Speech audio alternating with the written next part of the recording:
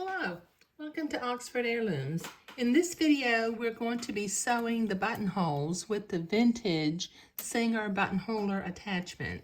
Now, on one of the dresses, I've already sewn the buttonholes and I've sewn the buttons on and I've got it buttoned in the back.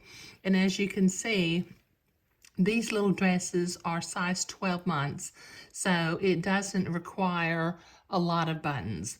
One button up near the neck and one button down near the bottom of the 6 rows of smocking is completely fine. Okay, so I've got the other dress to do. Let me set this little dress out of the way. Okay, what I have done preliminarily is I have marked the position of one end of my buttonhole. Got a thread right there. Okay, now I'm gonna click my buttonhole attachment all the way to the back. Okay. And then what I'm gonna do, because the smocking is a little bit thick, so I'm going to put a piece of wax paper over the top of my smocking before I insert it underneath the presser foot. This presser foot actually has teeth and it's a little bit thick. So let me see where the edge of that needs to come this way some.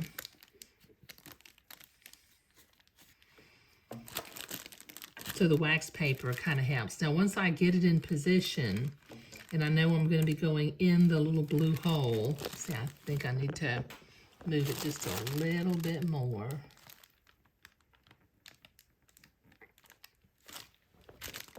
Okay, I'm going to hold this end right here, and I'm just going to slide the wax paper out.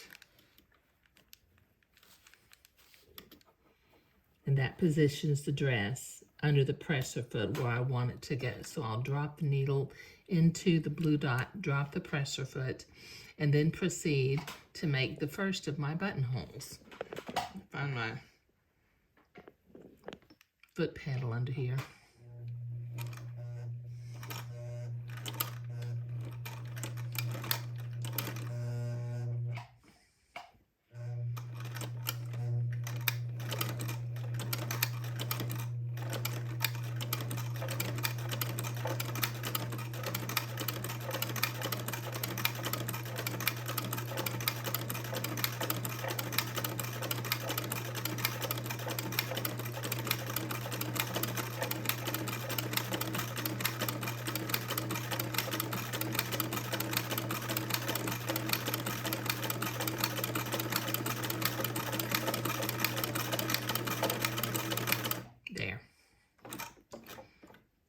Okay, that makes the first of the lovely, lovely little buttonholes.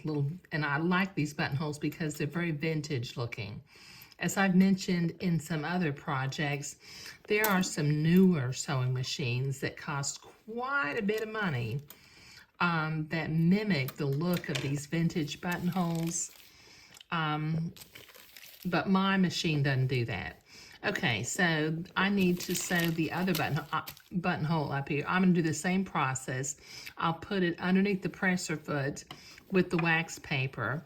Then I'll gently remove the wax paper and make the buttonhole. Okay, that gets both buttonholes sewn onto the back of the second little dress. And what I'll do while I'm off camera is I'll sew my buttons on the placket of the left-hand side so I can button the dress up.